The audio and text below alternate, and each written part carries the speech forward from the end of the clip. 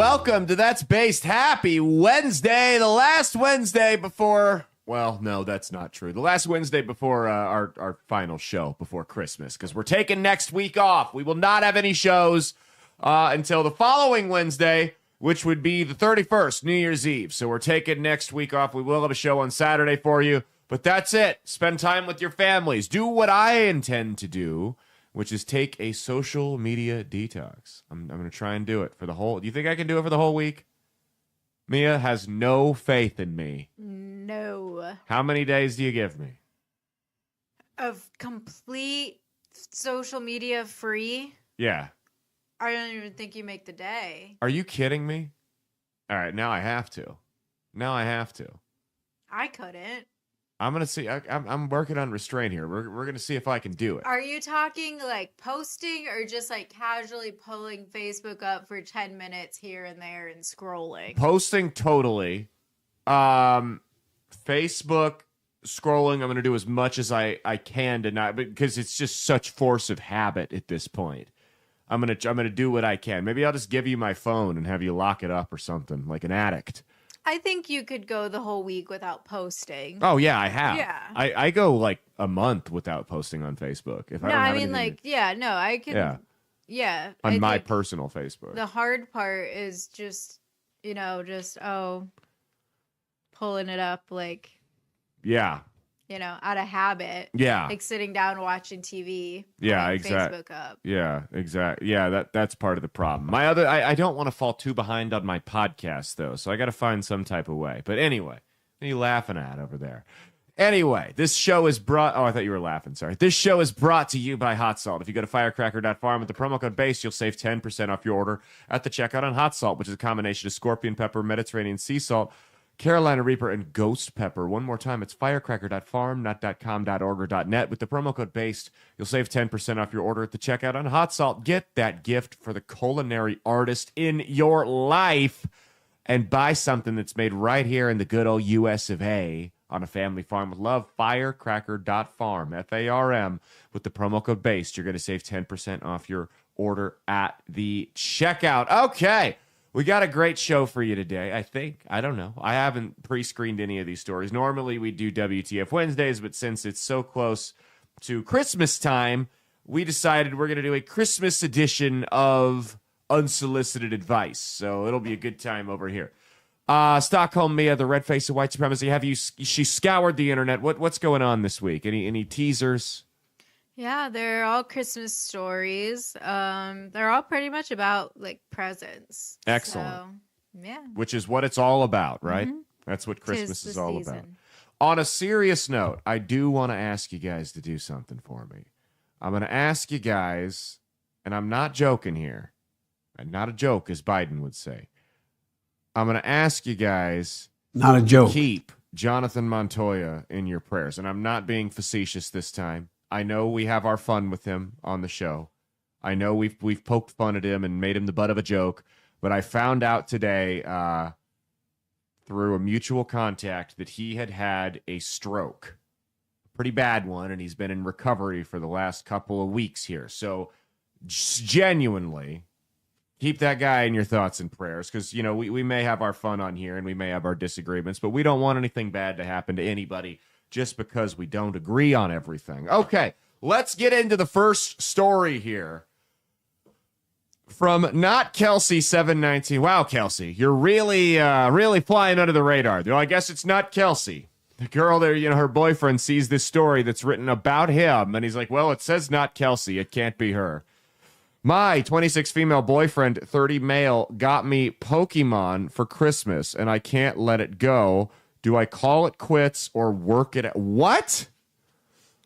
For context, my boyfriend and I have been together for 3 years. Since I've known him, he's always loved Pokemon. Personally, I have no interest, but as his partner, I encourage his hobbies and support him. This past Christmas, last Christmas, you gave you my heart, but the very next... What? You don't... Everybody knows that song. You said it wrong. I did? It's last Christmas, I gave you my heart. That's what I said. No, you said it wrong. No, I you didn't. said something weird. I said, last Christmas, I gave you my heart, but the very next day... I've been inside of a J.C. Penney. I know the lyrics. It says, this past Christmas, we had a few brief conversations about Christmas budgets and have mentioned to each other things we've been wanting. I knew Pokemon packs were on the top of his list, so I made sure to get him some. I mentioned wanting a few beauty products and a specific hoodie. Well, Christmas comes around, and to my surprise, I opened my gifts. The first one was a pack of Pokemon cards. Okay, whatever. The next one was a booster box of Pokemon cards. I stop and ask him if he's joking, because this must be a joke, right? Well, he smirks and tells me to keep going. I open my next gift. It was another booster box of Pokemon cards. He was full of excitement while I opened, quote unquote, my gifts. That's it. Those were my 3 gifts. I am not and never have been interested in Pokemon. So here, before I go any further, who's the real loser here? Who is? This guy for getting her gifts that she's clearly not interested in and being a tone-deaf idiot, or her for dating a 30-year-old man that's still into Pokemon? Who, go golf or something. I don't golf. Find a hobby that's not meant for 9-year-old kids. If you're 30 years old and playing Pokemon, go check yourself into rehab, you weirdo. After this, I told him I needed a moment to myself. I went to our bedroom and took a moment to gather my thoughts and lower my temper. When I came back to the living room, there he was on the floor with both booster packs and the pack of cards he got me were open and sprawled across the floor. So I threw my Pokeball at him and said, Charizard, I choose you. Is that Pokemon? I choose you? Okay, I thought that's what the meme was from. No, it says, it says I was in shock. Not only did he get me gifts that I didn't want, but he actually got them for himself and tried to play it off. I have been trying to move past this as I did not want to seem ungrateful, but I just can't believe he would do something like this. Every time I have tried to bring it up, he has told me how expensive those booster boxes were and how I made him feel bad for not appreciating my gifts. Am I being ungrateful or is he just a jerk? What a prick. What? So this guy has no idea. You guys have been together for 3 years, and he has no idea what your interests are. In fact, this is worse than not knowing anything about your significant other. This is disregarding everything you know and getting yourself something that works as a self-serving gift. This is 1,000 times worse. This guy is a cretin. You never should have dated him, like I said, because he's a grown man, 30 years old, playing Pokemon. That should have been red flag number 1. Also, if he wanted him that bad, why wouldn't he just buy him for himself and get her the gift? Wouldn't that make more sense? To just buy the... Or maybe he didn't have enough money in the budget. Okay, everyone's situation's different. That's fine. Hey, there's this thing called Christmas. You don't spend as much money on yourself that time of year. It's not like it sneaks up on you. It's the same day every fucking year. I mean, there's some things I'd like to get myself that I'm not because it's Christmas time. You know, everyone's doing that. So how about if the cards were so much you couldn't afford Christmas gifts for your girlfriend and the cards, maybe you just press pause on the cards. I'm sure they'll be there. They're not going anywhere. They mass produce them. You'll be able to go get them in a month when you have more money. How about you think of someone other than yourself and your childish hobby that, yes, was quite literally marketed toward 9-year-old children, and you still partake in as a grown man.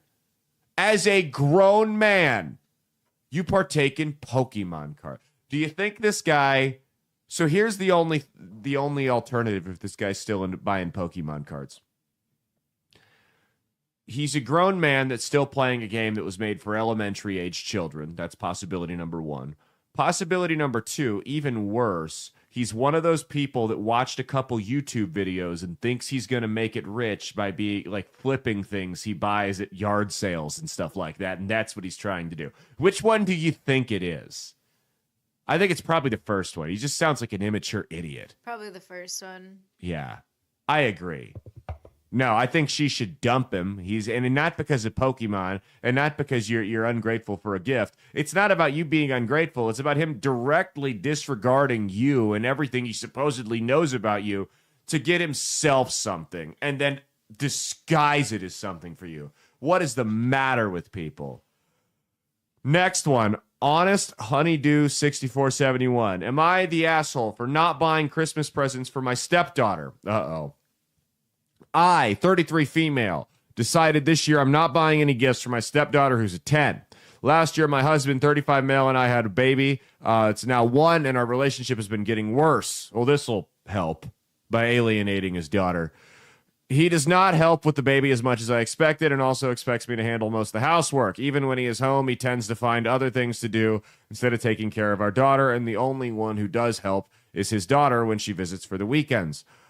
I've asked him over and over to help me take care of her, but he tends to ignore me. When we fight about it, he will tell me he's tired from work, which I do understand. He works as a manager at his company and has unpredictable long hours, but at the same time, he needs to put in effort at home as well. The only thing he does for us is cook dinner during the week and cook all meals on the week. So he cooks. That's what you're saying. I've also made him a list of projects to do around the house, none of which have been done since I made the list. He is also lazy when it comes to play. Are we her shrink here? You're just reading me a laundry list of all your problems. Why don't you talk to him about this stuff and not Reddit? He's also lazy when it comes to planning, getting gifts for his family, making sure we all have passports when we travel, and even bringing tickets to events. How do you not? I thought everything was on your phone now. How do you not bring tickets to an event? What is this, 2003? He tends to ask. I have not had a physical ticket in probably 10 years. I have one weird friend. We go to concerts and he comes with it like printed out. I don't understand that. He tends to ask me when we are driving to the event or airport if I remembered to bring the tickets/passports, which annoys me, and I often asked him what if I didn't. He takes no accountability. Well, what's easy? What you do is you don't bring them and you make him learn the hard way. So this year I've decided if he wants his daughter to have gifts, he must buy them himself. I do feel bad. When she came over last weekend, she saw all the gifts for my family and my daughter and asked where hers were, and I had to tell her that it's up to her dad if she has a good Christmas this year. Am I the asshole for not getting any gifts? Do I need to read this update? No, I think we're good here. This is just her adding. You know what? You know what? I actually agree with the person that wrote this story here. I think this is a good move. I think by the way it sounds, I think it sounds like they probably had these conversations about his behavior or lack thereof multiple times, and now he gets to learn a real hard lesson. Obviously, making him feel shameful, making him feel lazy, making him feel worthless is not cutting it. So you've got to hit him somewhere closer to his heart where it's going to hurt him even more, which is his kid. You've got to be the reason. You've got to put the ball in his court. And maybe the best thing that can happen to this guy and for your marriage is he doesn't bother to get his kid any Christmas presents. And he's the reason that she's let down. I actually agree with this. This seems like desperate measures. I wouldn't argue that you should do this right off the bat, but it sounds honestly like, the jokes aside, like the woman who wrote this, her hand has been forced. I think this is the right move. Because, yeah, I mean, it's not like it's going to have any long-term effects. You're not going to go bankrupt or anything like that, but it's going to sting. And his daughter, regardless of what he does for her birthday and next Christmas and all that, is going to remember that one Christmas when she was 10 years old where her dad didn't even bother to get her anything. And he's either going to whip into shape and your problem will be solved and you had a minor bump and you're just going to have to work through it, or he's not going to give a shit and he's going to complete the same old, or you're going to do the same old habits over and over again, and it's just time to move on. What do you think? Do you think she's right to use the child as a pawn in the game? I don't think so. No? No, because this little girl's going to be... her Christmas is going to get ruined. And she even said in the post that the daughter helps her take care of the kid. I don't think the daughter deserves that. But, so she's got a mom, though. So she's going to get presents from the mom. Yeah, but not from the dad. When she goes over there for Christmas. But no, when she goes over there for Christmas, and she's not going to get any presents. She won't get presents on Christmas, and then the next day the dad's going to rush. But here's the thing. Here's the reality. Christmas at 10 years old, yeah, it would suck to not get presents. But if she continues to enable this behavior from her husband, that guy is going to not show up for his daughter as she gets older, and it's going to be in far more critical moments. So, like throughout her life. So if you can have one rough patch, this is my, and you can counter argue as you want, but if you can have one rough patch where the dad fucks up Christmas and he feels like a dickhead and it's all his fault and he learns from that and snaps out of it, that's going to be worth saving the future damage he's going to do to this girl and everybody else in his life, including your kid, because you got to think about this kid with this guy now going forward. I mean, this is going to hopefully prevent a whole lot more carnage from his laziness. Go ahead. I don't know. Oh, sorry. I thought you were going to have a rebuttal. No. We should be like Piers Morgan. You can yell at me and call me a terrorist sympathizer. I see where you're coming from. No, I see where you're coming from. I feel bad for the little girl. I just think that if this doesn't get nipped in the bud, there's going to be a whole lot more disappointment in her future from her dad, and it's going to be way deeper than Christmas presents, you know? So that's what I think. But drop a comment on YouTube and Rumble if you disagree with me. Are you Team Caleb or Team me? It's not often we disagree on these, is it? I can't think of one. Yeah, there are times we disagree. I just keep it in my head. Why don't you say it? That's good radio. Wouldn't that make it better? No, that's because I don't feel like arguing. That's the way marriage works. Women don't say anything. No, I'm kidding. You should. It would make it better. Seriously, start arguing with me. It can't all just be the me show on here. Last one. Am I the asshole for refusing to buy my nephew his Secret Santa wish gift? My family and I incorporated Secret Santa for Christmas gifting a few Christmases ago. The wish budget is $120 for this Christmas, which I do believe is reasonable and will allow for good gift options. It's kind of a lot.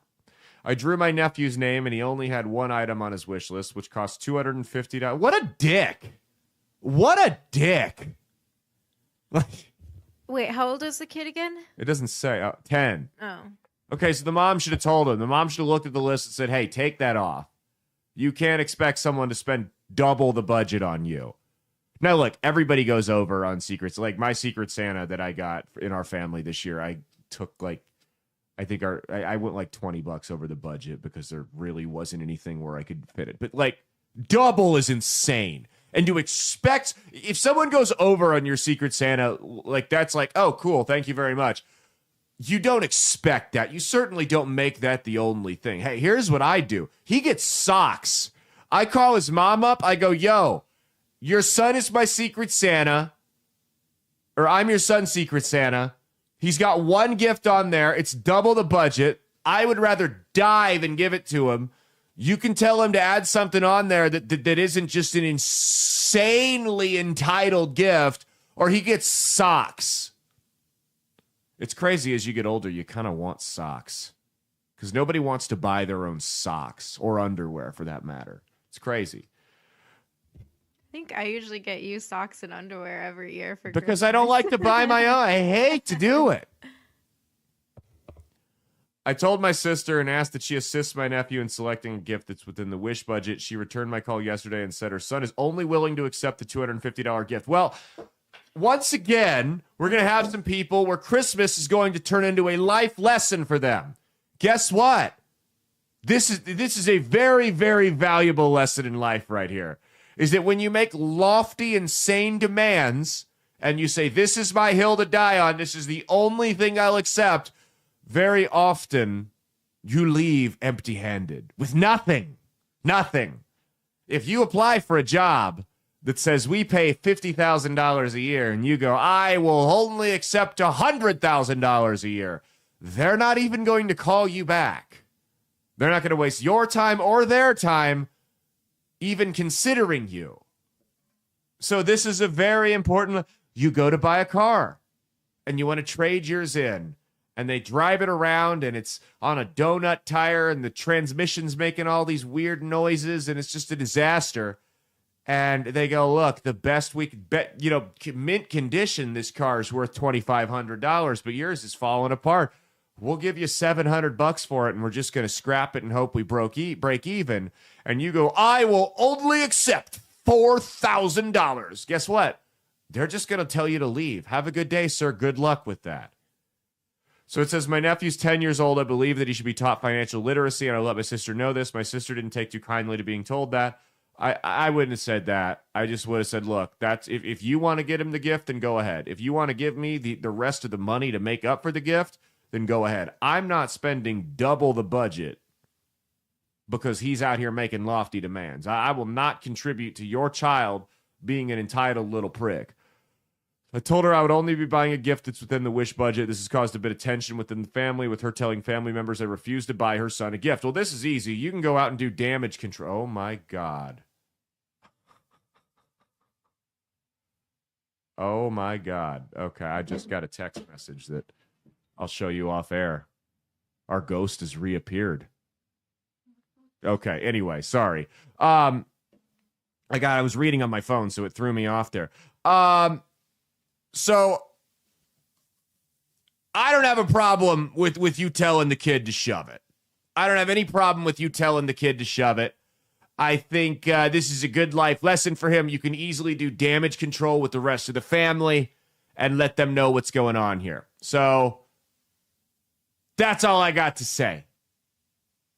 Just send a, hey, for the record, the gift that I won't buy him, double the budget. Any of you want to contribute to make up the difference, be my guest.